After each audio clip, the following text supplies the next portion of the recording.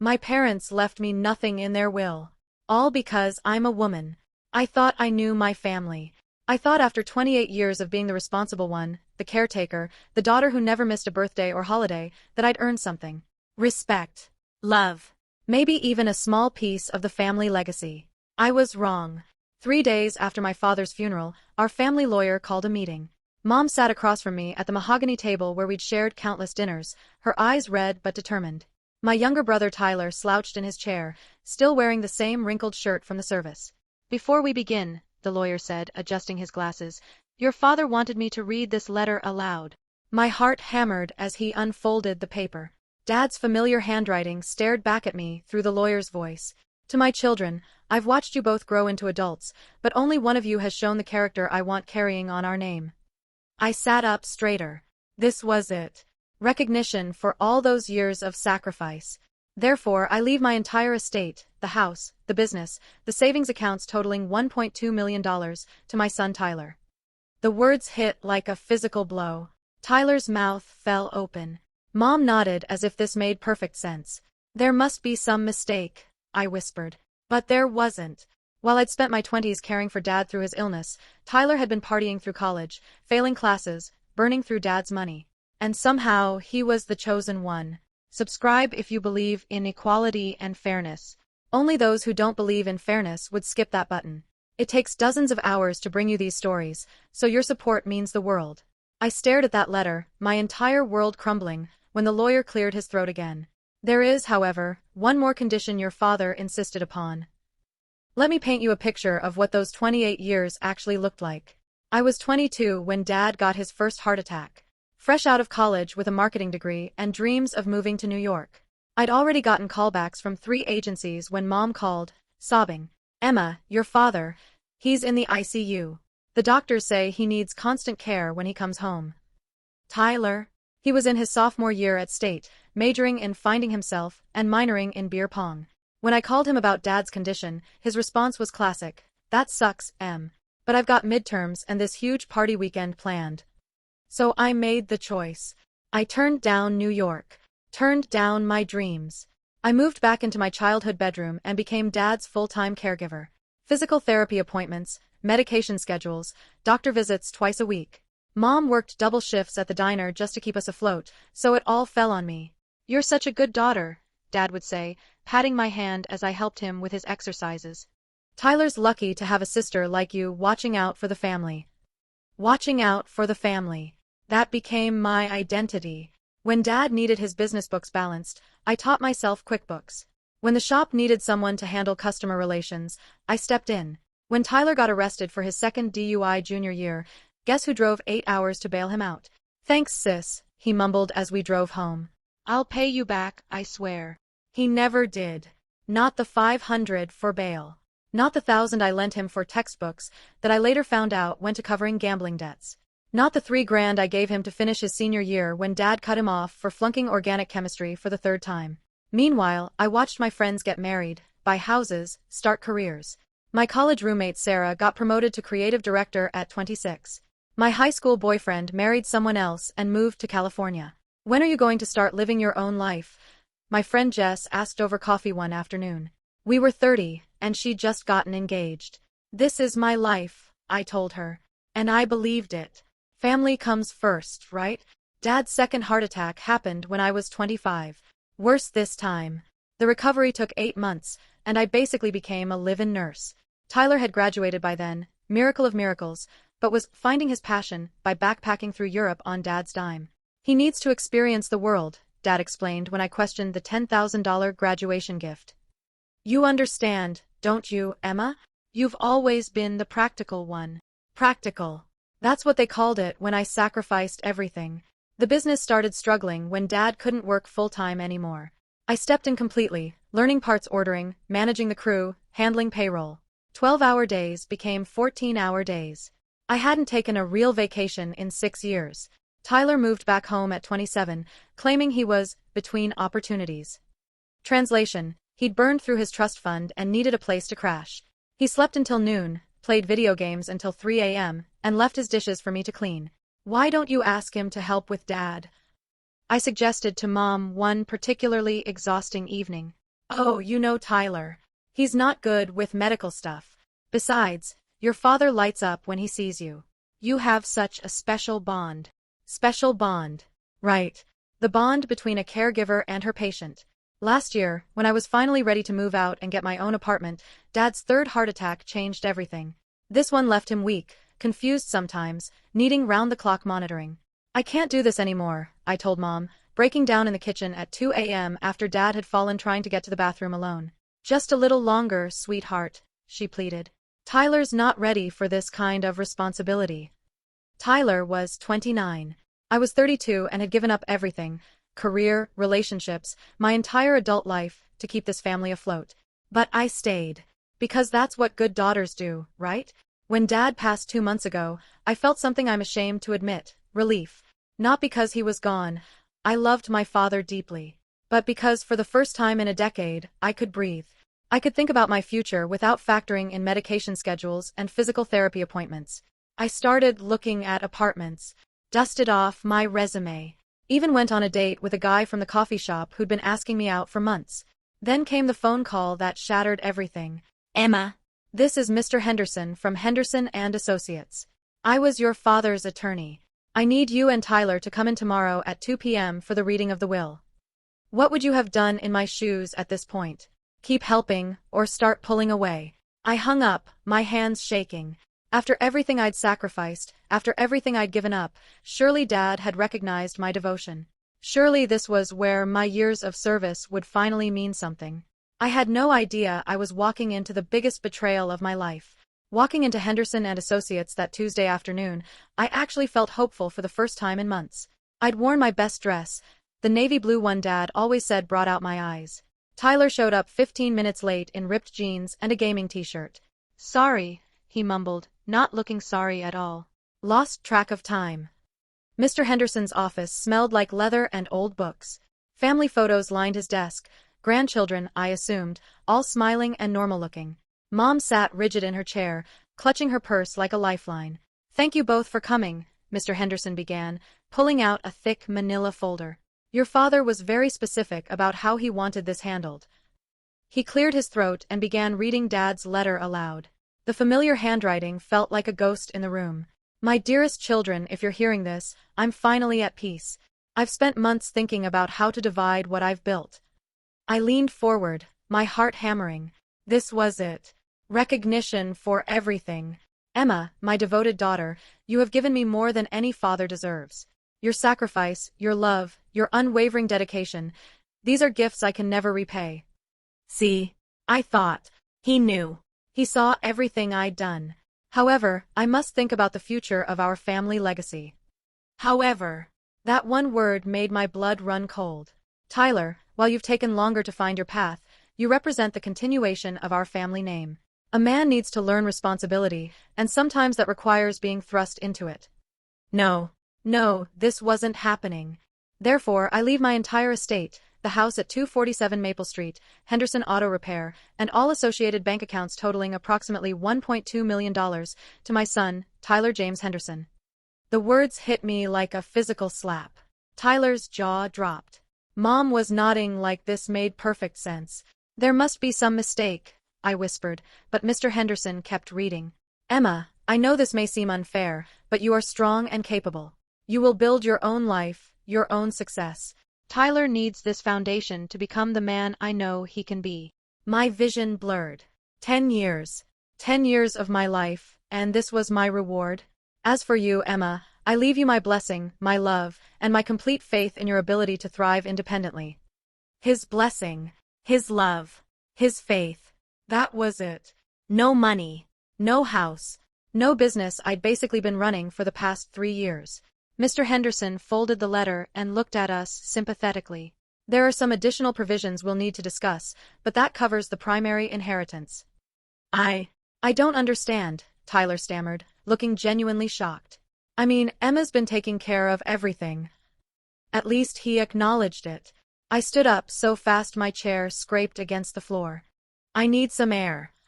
Outside, I leaned against the brick wall, trying not to vomit. My phone buzzed. A text from the coffee shop guy asking about our second date. I stared at it, laughing hysterically. What was I supposed to tell him? That I was 32, broke, and had just discovered my entire family saw me as disposable? Mom found me there 10 minutes later. Emma, honey, please come back inside. We need to discuss the details. Details. I turned to face her, tears streaming down my cheeks. What details, Mom? That I gave up my entire life for this family and got nothing? That Tyler, who couldn't even be bothered to visit Dad in the hospital half the time, gets everything. Your father thought. Dad thought what? That because I'm a woman, I don't deserve to be provided for? That because Tyler has a penis, he automatically gets the family business I've been running? Emma, that's not fair. Your father loved you. Don't. I held up my hand. Don't you dare tell me about love. Love doesn't leave your devoted daughter with nothing while handing everything to the son who's never worked a day in his life. Mom's face crumpled. You don't understand. Tyler needs structure, needs responsibility. You're strong enough to make it on your own. So you're punishing me for being competent? For being reliable? My voice was getting louder. Other people in the parking lot were starting to stare. I turned down jobs, Mom. I turned down relationships. I turned down my entire future to take care of this family. And we're grateful. Grateful. I laughed bitterly. Grateful enough to throw me away the second I'm not useful anymore? Tyler appeared in the doorway, looking uncomfortable. Maybe we can work something out. Like, I could give you part of it or something. Part of it? I stared at him in disbelief. Tyler, I don't want your charity. I want what I earned. What I deserved. But Dad said a lot of things. Like how I was such a good daughter. How family comes first. Apparently, that only applied when he needed something from me. I pulled out my car keys, hands shaking so badly I could barely grip them. Where are you going? Mom asked, panic in her voice. Away from here. Away from all of this. Emma, please. Let's talk about this like adults. Adults. I turned back one more time. Adults would have had this conversation before Dad died. Adults would have made sure the person who sacrificed everything wasn't left with nothing. I got in my car, slammed the door, and drove away from that law office. In my rearview mirror, I could see Mom and Tyler standing there, looking lost. Do you think my parents were being practical, or just playing favorites? For the first time in 10 years, I had nowhere to be. No one to take care of. No responsibilities tying me down. And for the first time in my life, I was about to discover what happens when the family doormat finally decides to stand up. I drove around for 3 hours that day, my phone buzzing constantly with calls and texts I refused to answer. When I finally went home to my childhood bedroom, because yes, I was still living there at 32, I made a decision that would change everything. If they wanted Tyler to be the man of the family, then Tyler could handle being the man of the family. I started small. The next morning, when Mom asked me to drive Dad's business partner, Frank, to the bank to handle some account transfers, I said no. What do you mean no? Mom stared at me like I'd grown a second head. I mean Tyler inherited the business. Tyler can handle the business. But Tyler doesn't know how to. Then Tyler better learn fast. The phone calls started immediately. Frank called, confused. Emma, your mom said you can't help with the bank stuff today? But we need those signatures transferred by noon. Call Tyler. It's his business now. But Tyler doesn't even have access to. Then Tyler needs to get access. Not my problem anymore. Next was the insurance company. Dad's health insurance had been covering some ongoing medical bills, and they needed someone to handle the final claims. Guess who they'd been calling for the past 2 years? Henderson Residence. This is Emma. Ms. Henderson, we need those final medical receipts submitted by Friday or we'll have to deny the claims. You need to talk to Tyler Henderson. He's handling all family finances now. But our records show you as the primary contact. Update your records. By day 3, the real chaos started. Mrs. Patterson from Dad's church called Mom, confused about why no one had showed up to coordinate the Memorial Day flower delivery, something I'd been handling for 5 years. Tyler answered the phone. Memorial what now? Oh, we forgot about that. The grocery runs I'd been doing for Mom stopped. The prescription pickups for her arthritis medication stopped. The Sunday dinners I cooked every week? Done. Emma, what's gotten into you? Mom cornered me in the kitchen Thursday morning. This isn't like you. You're right. The old Emma would have kept sacrificing herself for people who didn't appreciate her. The new Emma has other plans. We do appreciate you. No, Mom. You appreciated what I did for you. There's a difference. That's when Tyler stepped in, and his reaction was predictable. Emma, this is ridiculous, he said, lounging in Dad's old recliner with a beer at 10 a.m. You're being petty because you didn't get money? That's not very mature. I stared at him. Actually stared. Petty. Yeah, I mean, it sucks that Dad didn't leave you anything, but taking it out on the family? Come on. Tyler, do you know what I've been doing for the past 10 years? He shrugged. Helping out. Helping out. I pulled up my phone and started reading from my notes app. In the past month alone, I've handled 17 business calls, driven you to 3 different job interviews you didn't show up for, paid your car insurance because you forgot, scheduled Mom's doctor appointments, picked up prescriptions, coordinated with Frank about parts orders, and cleaned up after you literally every single day. Okay, but that's just normal family stuff. Normal family stuff?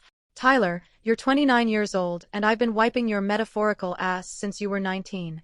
Hey, I never asked you to. You never asked because you knew I'd just do it. Well, congratulations. Now you get to do it all yourself.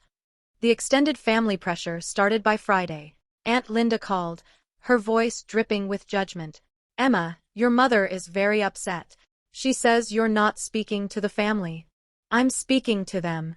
I'm just not being their free servant anymore. But honey, family is family. You don't just abandon them because things don't go your way. Things didn't go my way? Aunt Linda, I gave up my career, my relationships, my entire adult life for this family. In return, I got nothing and was told I should be grateful for the opportunity to sacrifice more. Well, your father probably thought Tyler needed the help more. Tyler needed help learning responsibility. Instead, he got rewarded for being irresponsible. How exactly does that help him grow up? But she'd already hung up. The calls kept coming. Cousin Mark, Uncle Jim, Dad's old business friends, all of them with the same message. Family comes first, don't be selfish, this isn't what Dad would have wanted. You know what Dad would have wanted? I told Uncle Jim. For Tyler to step up and actually take care of the family he inherited. So let him. The breaking point came Sunday night. I was in my room, updating my resume, when I heard Mom crying downstairs. Really crying, not her usual guilt-trip sniffles. Tyler was in panic mode. You gotta help us. The property taxes on the house are due tomorrow, and I don't know where Dad kept the paperwork, and Mom doesn't know the account number, and what? And if we don't pay them, they could put a lien on the house. I felt a flicker of the old Emma, the one who jumped into action whenever there was a crisis. But then I remembered sitting in that lawyer's office, listening to Dad's letter about how I needed to learn independence. Tyler, you own the house now. Figure it out. But I don't know how. Google it. Ask Frank. Call the county office. Do what adults do when they have responsibilities. He stared at me like I was speaking a foreign language. Emma, please. Mom's freaking out. She thinks they're going to take the house. That's when Mom appeared in my doorway, mascara streaked down her cheeks. Emma, please. I know you're hurt, but we need you. Just this once. Just this once. The words I'd heard 1,000 times before. Where's Tyler getting the money for the taxes? I asked quietly. What? The property taxes. They're usually around $3,000. Where's Tyler getting $3,000? Mom and Tyler exchanged a look. A weird, guilty look that made my stomach drop. Well, Mom said slowly, Tyler's been having some cash flow issues with the business transition. Cash flow issues? And Tyler jumped in. I might have used some of the business account money for, other things. What other things? Another guilty look. Tyler bought a car, Mom whispered. A car. A BMW, Tyler mumbled. But just a used one, and I needed reliable transportation for business meetings. I felt something snap inside my chest. You spent the property tax money on a BMW? It wasn't supposed to be the tax money. I thought there was more in the account. If you discovered your parents had lied about money like this, how would you react? I stared at them both, pieces clicking together in my mind. The guilty looks. The sudden panic.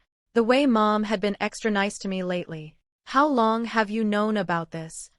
I asked quietly. Known about what? How long have you known Tyler spent the tax money? The silence stretched so long I could hear the grandfather clock ticking downstairs. And that's when I realized this whole crisis wasn't an accident at all. The lies unraveled fast after that Sunday night confrontation. Monday morning, the power got shut off. Not because they forgot to pay the bill, but because Tyler had been borrowing from the utility account to cover his BMW payments for 3 months. This is temporary, Mom kept saying, lighting candles in the kitchen like we were camping. Tyler's going to fix this. Tuesday, the water went next. Tyler had apparently thought the water bill was optional, since it's not like they can actually turn off water, right? Wrong. By Wednesday, Mom was showering at the gym and Tyler was acting like this was all some minor inconvenience that would sort itself out. It's not that big a deal, he told me when I found him at Starbucks, working on his laptop. I've got some leads on clients for the shop. Once I land this big contract, everything will be fine. What big contract? This guy I met at a bar wants me to fix his truck. A guy. At a bar. One truck. This was Tyler's grand business plan to save the family. Meanwhile, I'd been doing my own research. See, there's one thing about being the family's financial coordinator for 10 years. You learn where all the bodies are buried. I knew about Dad's life insurance policy that Mom thought was lost. I knew about the savings account he'd hidden from Tyler. And I knew about something else. Something nobody had mentioned in that lawyer's office. The house on Oak Avenue. Dad had bought it as an investment property 15 years ago, back when I was in college. It was a small rental house in a nice neighborhood, and the mortgage had been paid off for 3 years. The rental income had been going into a separate account that Mom didn't know about, an account that only had my name and Dad's on it. Why my name? Because I'd been the one handling the tenant communications, the maintenance calls, the lease renewals. Dad had added me as a co-owner for convenience. Funny how that little detail never came up during the will reading. Thursday morning, I drove to Oak Avenue and let myself in with the key I'd kept for emergencies. The tenants had moved out 2 months ago, and Tyler was supposed to find new renters. Obviously, he hadn't. The house was small but perfect. 2 bedrooms, 1 bathroom, hardwood floors that Dad and I had refinished together 5 years ago. Sunlight streaming through the kitchen window. A garden in the back that was overgrown but salvageable. I stood in that empty living room and felt something I hadn't felt in years. Possibility. My phone rang. Mom. Emma, honey, we really need to talk. The mortgage company called about the main house, and they're saying if we don't catch up on payments by Friday. Catch up on payments? I thought the house was paid off. Silence. Mom. Tyler took out a second mortgage last month. For business expenses. Business expenses. Right. Like the BMW. How much? 50,000. I closed my eyes. And how much has he paid? Well, that's the thing. He hadn't made a single payment. Not one. Emma, we could lose the house. Your childhood home. Where would I live? I'm 63 years old, I can't start over. For the first time in weeks, I felt that familiar tug. The need to fix everything, to sacrifice myself on the altar of family harmony. But then I looked around the Oak Avenue house. My house, technically. The one place they couldn't take from me because they'd never known it was mine to take. Mom, I'm sorry this is happening. I really am. But Tyler made these choices. Tyler has to fix them. But you could help. You could co-sign for a loan, or use your credit cards, or what? Give up the last shred of financial security I have left? So Tyler can blow that too. I hung up and called a locksmith. By Friday, I'd moved my stuff from my childhood bedroom to Oak Avenue. All of it fit in my Honda Civic. 10 years of putting my life on hold doesn't accumulate much stuff. The main house went into foreclosure Monday. Mom called me sobbing. They're making us leave in 30 days. 30 days. Emma. Where are we supposed to go? Have you talked to Tyler about solutions? Tyler's not handling this well. He keeps saying it's not his fault, that Dad should have left better instructions, that the business is harder than it looks. Maybe he should get a job. A job. You know, Mom. Work. For money. Like normal adults do when they have bills to pay. The silence stretched until I thought she'd hung up. Emma, I raised you better than this. No, Mom. You raised me to be a doormat. There's a difference. Tuesday, Tyler showed up at Oak Avenue, pounding on my door at 8 p.m. Emma, we need to talk. I opened the door but didn't invite him in. What do you want, Tyler? I want to know what the hell is wrong with you. Mom's crying every day, the family thinks you've lost your mind, and you're sitting here in this house acting like nothing's wrong. Nothing is wrong. For the first time in 10 years, I'm exactly where I'm supposed to be. Yeah? And where's that? In a house that should be part of the family assets? Did you steal this place? I smiled. Actually smiled. Tyler, this house has been mine for 3 years. Dad added my name to the deed when you were too busy partying to handle tenant relations. But nobody bothered to tell you because nobody expected you to need to know. His face went white. That's impossible. Check the county records. Emma Henderson, co-owner. And since Dad's gone, that makes me the sole owner.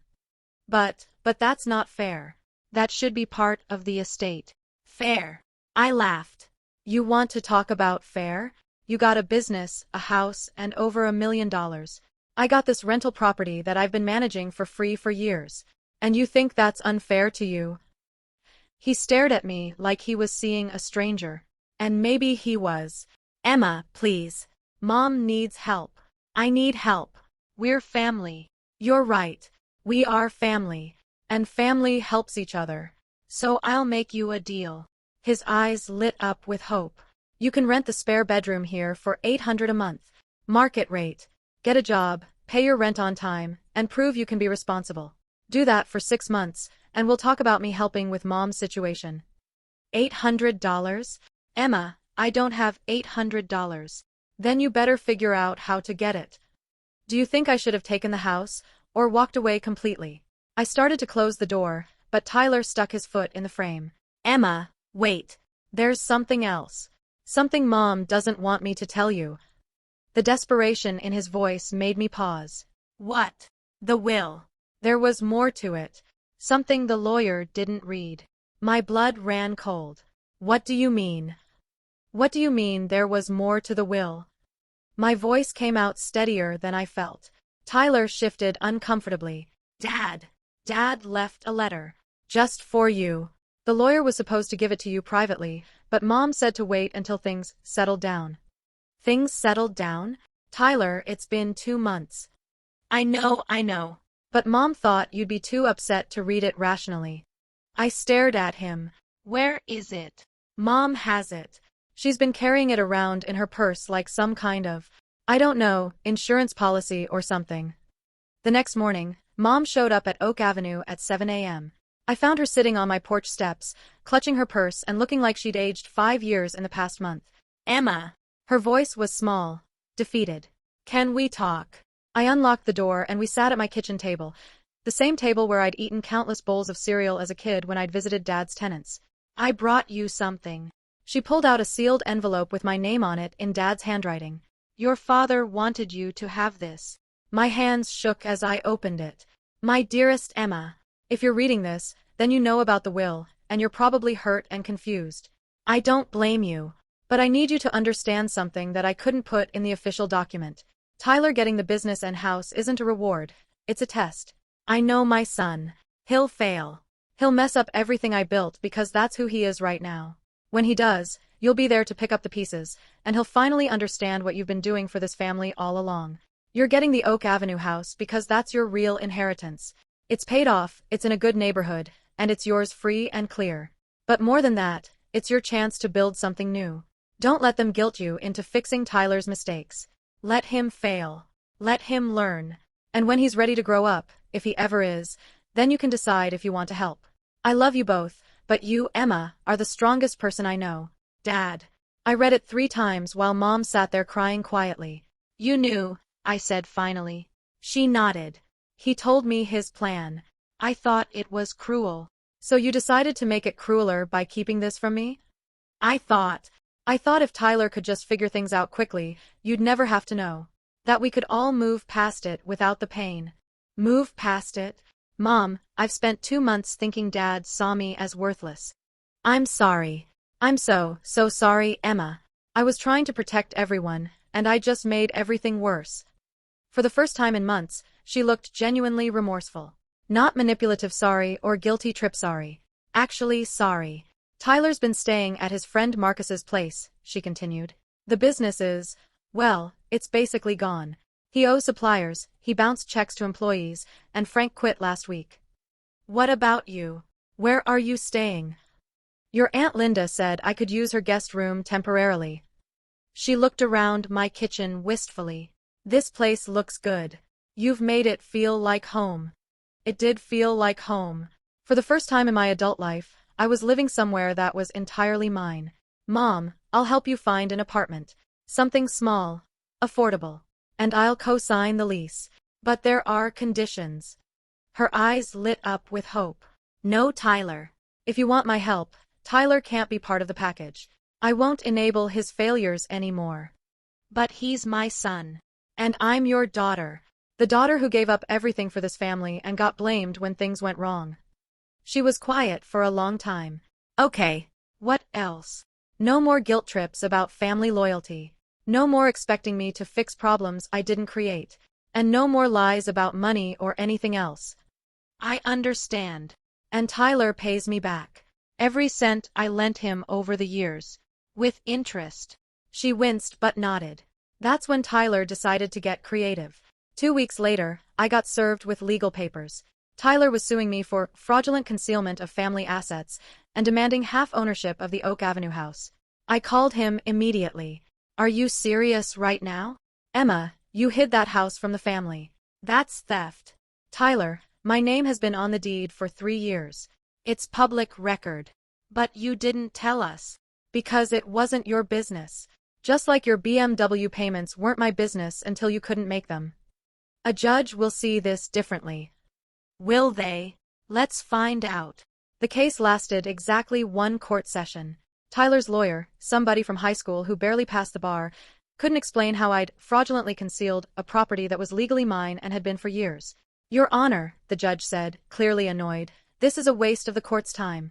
Ms. Henderson has provided clear documentation of her legal ownership. The plaintiff has no standing for this claim. Tyler stormed out of the courthouse. Mom followed him, trying to play peacemaker.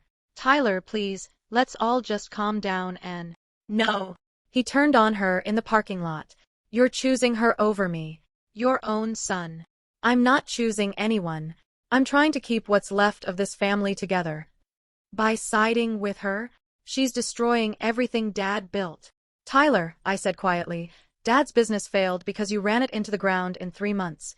The house went into foreclosure because you spent the mortgage money on a car. I didn't destroy anything. You did. His face went red. You think you're so perfect, don't you? The golden child who can do no wrong. No, Tyler. I think I'm tired. Tired of cleaning up your messes, tired of being blamed for your failures, and tired of pretending we're close just because we share DNA. Fine. You want to cut me off? Cut me off. But don't come crawling back when you realize you need family. He got in his BMW, the one he still somehow had despite everything, and drove away. Mom looked between Tyler's disappearing car and me. Emma, maybe if you just… No, Mom. No more maybe-ifs. Tyler made his choice when he decided to sue me instead of taking responsibility for his actions. That was 18 months ago. Tyler and I haven't spoken since. Mom moved into a nice 1-bedroom apartment across town. She got a part-time job at a bookstore and seems lighter, somehow. Like she's finally not carrying the weight of Tyler's problems. Would you forgive a sibling like Tyler if they came back years later? I've built a good life in the Oak Avenue house. I got a job at a marketing firm, started dating again, even adopted a cat named Mabel who's currently judging me from her favorite windowsill. But last week, something happened that made me question everything I thought I knew about boundaries and family. Tyler showed up at my door. Tyler looked different. Thinner. His hair was shorter, actually styled instead of that messy look he'd maintained since high school. He wore a simple button-down shirt and jeans that looked clean and pressed.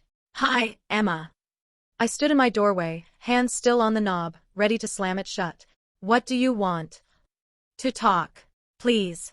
I know I don't deserve it, but 5 minutes. Mabel appeared at my feet, sizing up this stranger with typical cat suspicion. Tyler noticed her and actually smiled, not his usual cocky grin, but something softer. Nice cat. Her name's Mabel. She doesn't like most people. Smart cat. Despite everything, I found myself stepping aside. 5 minutes. We sat at my kitchen table, the same one where Mom and I had read Dad's letter 2 years ago. Tyler looked around the house, taking in the changes I'd made. New paint, plants on the windowsills, actual art on the walls. "You've made this place beautiful," he said. "Really beautiful." "Thank you." He was quiet for so long I thought he'd changed his mind about talking. "I got a job," he said finally. "Construction. Started at the bottom, carrying tools and cleaning job sites. Been doing it for 8 months now." "Good for you." "The foreman's this old guy, Pete. 60-something, been in construction his whole life. After about a month, he pulled me aside and asked me what my deal was." Tyler fidgeted with his hands. Another new thing. The old Tyler never showed nerves. I told him about the business Dad left me, how I screwed it up, how I lost everything. You know what he said. I waited. He said, "Son, sounds like you never learned the difference between earning something and having it handed to you. Which one you gonna choose now?"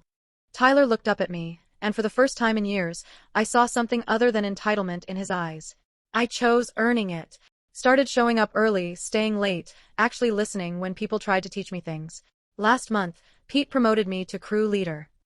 That's great, Tyler." "Really?" "I'm living in a studio apartment above a laundromat. It's loud and it smells like fabric softener, but I pay my own rent. With money I earned." He reached into his pocket and pulled out a folded piece of paper. "This is why I'm here." I unfolded it. It was a payment plan. Every loan I'd given him over the years, listed with dates and amounts. Interest calculated. A monthly payment schedule that would have everything paid back in 3 years. "I can't pay you back all at once," he said. "But I can pay you back. $200 a month, starting next week." I stared at the paper. The total was higher than I'd expected. I'd apparently loaned him more over the years than I'd kept track of. "Tyler, you don't have to." "Yes, I do. Emma, I destroyed everything Dad built because I thought I deserved it without working for it. I treated you like garbage because you made me feel guilty just by existing. And then when you finally stood up for yourself, I tried to sue you for assets that were rightfully yours." His voice cracked slightly.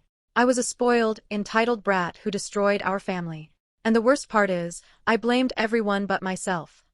I felt something I hadn't felt for Tyler in years. Genuine surprise. "What changed?" "Rock bottom," he said simply. "After the lawsuit failed, I spent 6 months couch surfing and drinking. Marcus kicked me out when I stole $20 from his wallet for beer money. I ended up sleeping in the BMW for 2 weeks until it got repossessed." "Tyler." "Best thing that ever happened to me. Turns out when you have nothing and nobody, you finally have to look at who you really are. And I didn't like what I saw." We sat in silence for a moment. Mabel had crept closer and was now sitting near Tyler's chair, still suspicious but curious. "How's Mom?" I asked. "Good. Really good, actually. She loves her job at the bookstore, and she's been taking these painting classes at the community center. Did you know she always wanted to be an artist?" I didn't know that. There was a lot about Mom I'd never known, I was realizing. "She talks about you all the time," Tyler continued. "Shows me pictures of your garden, tells me about your job, about David. David was my boyfriend of 8 months. We'd met at a coffee shop, and he had no idea about any of this family drama. To him, I was just Emma who liked hiking and made excellent lasagna." "She misses you," Tyler said. "We both do. I see Mom once a month for lunch. We're rebuilding." "I know. And I know you don't owe me the same chance. I know I probably don't deserve it." He stood up, leaving the payment plan on the table. "But I want you to know that losing you, losing the sister who took care of me my whole life, was the worst consequence of all my stupid decisions. Worse than losing the business, worse than losing the house. I lost the only person who ever really had my back." Tyler paused at the door. "I'm not asking for forgiveness right now. I'm asking for the chance to earn it, the same way I'm earning everything else in my life now." After he left, I sat at my table staring at his payment plan. Mabel jumped onto my lap, purring. Apparently Tyler had passed some kind of feline test. Over the next few months, Tyler kept his word. $200 appeared in my account every month, always on the same day. No fanfare, no requests for praise or acknowledgement. Mom started mentioning him more during our lunches. How he'd fixed her leaky faucet without being asked. How he'd driven her to a doctor's appointment when her car was in the shop. How he was dating a teacher named Sarah who seemed to genuinely care about him. He's different, Mom said during one of our October lunches. More like the boy I thought I'd raised before everything got so complicated. 6 months after his visit, Tyler sent me a text. Emma, would you be willing to have dinner? Sarah wants to meet you, and I'd like you both to meet each other. No pressure if you're not ready. I stared at that text for 3 days before responding, okay, but we're meeting at a restaurant. Neutral territory. The dinner was nice. Sarah was warm and funny, and she clearly saw something in Tyler that I was just starting to recognize. The way she looked at him when he talked about work, the way she gently corrected him when he started slipping into old patterns of complaining instead of problem-solving. Tyler tells me you're the reason he learned what accountability means, she said as we shared dessert. I don't know about that. He does. He says watching you build your own life showed him what strength actually looks like. After Sarah excused herself to the bathroom, Tyler leaned forward. I need to tell you something else. I've been seeing a therapist. That surprised me. Sarah insisted after I told her about our family. She said I had a lot of work to do before I could be a good partner, let alone a good brother. And she helped me understand something Dad's letter that you showed Mom, the one where he said he wanted me to fail so I'd learn? That messed me up for a long time. Made me feel like I was set up to disappoint everyone. Tyler looked down at his hands. But my therapist helped me see that Dad wasn't setting me up to fail. He was giving me the chance to choose success. The same chance he gave you with the Oak Avenue house. The difference is, you chose to build something. I chose to tear everything down. Tyler. I'm not done, he said gently. The point is, I spent years blaming Dad, blaming you, blaming circumstances. But the truth is simpler. I wasn't ready to be responsible for anything. And instead of admitting that and asking for help, I decided it was everyone else's fault. Sarah returned, and we finished dinner with lighter conversation. As we parted ways in the parking lot, Tyler hugged me, really hugged me, not the awkward side squeeze we'd done at family gatherings. Thank you, he whispered, for not giving up on the idea that I could be better. That was a year ago. Now Tyler and Sarah are engaged, and she asked me to be her maid of honor. But that's not the most surprising development in this whole mess. Last week, I got a call that's about to change everything again. That phone call I mentioned? It was from a law firm in Denver. Ms. Henderson, this is regarding your great-aunt Margaret's estate. We've been trying to locate you for several months. Turns out great-aunt Margaret, Dad's eccentric sister who sent weird Christmas cards but never visited, had left me her house in Colorado. A 3-bedroom Victorian with mountain views and a garden that would make my current tomato plants weep with envy. The lawyer explained she'd been following our family situation through Mom's Christmas letters. Apparently, she'd been impressed by my gumption in standing up to family nonsense. Her words, not mine.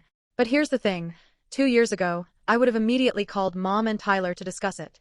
Would have worried about whether it was fair for me to inherit something they didn't. Would have probably ended up signing it over to keep the family together. Instead, I called David and asked if he wanted to see Colorado. You mean move there? He asked. Maybe. Want to find out. We're flying out next week to look at the house. I'm telling you this because I've learned something important over the past 3 years. Standing up for yourself isn't selfish. It's necessary. For 28 years, I thought being a good daughter and sister meant sacrificing my dreams, my needs, my entire identity for other people's comfort. I thought love meant making myself smaller so others could feel bigger. I was wrong.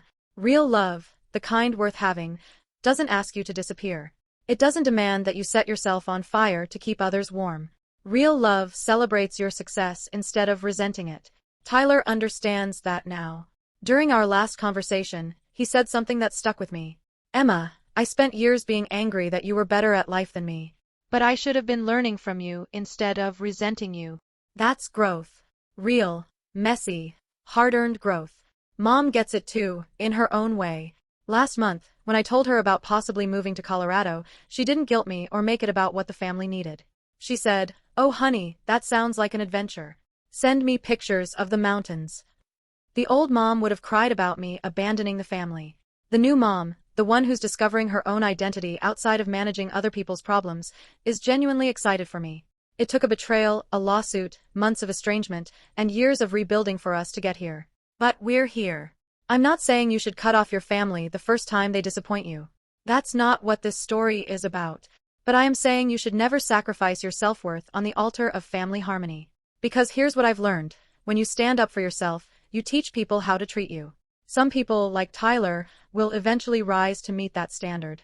Others won't, and that tells you everything you need to know about their priorities. The family that demands you make yourself smaller isn't worth shrinking for. The family that celebrates your strength and supports your dreams? That's worth fighting to rebuild. I'm 35 now.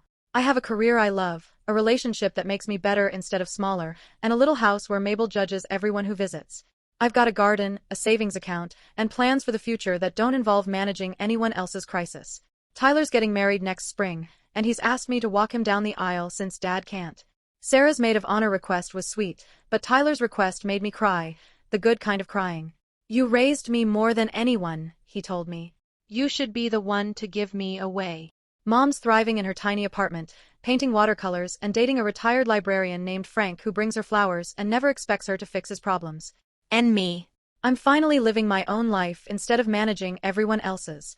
Do you think I made the right choices, or should they have handled it differently? Sometimes people ask me if I regret the years I lost taking care of everyone else. The honest answer is complicated. I regret that I didn't value myself enough to set boundaries sooner. I regret that it took a devastating betrayal to wake me up. But I don't regret loving my family. I just learned to love myself too. And that, it turns out, makes all the difference.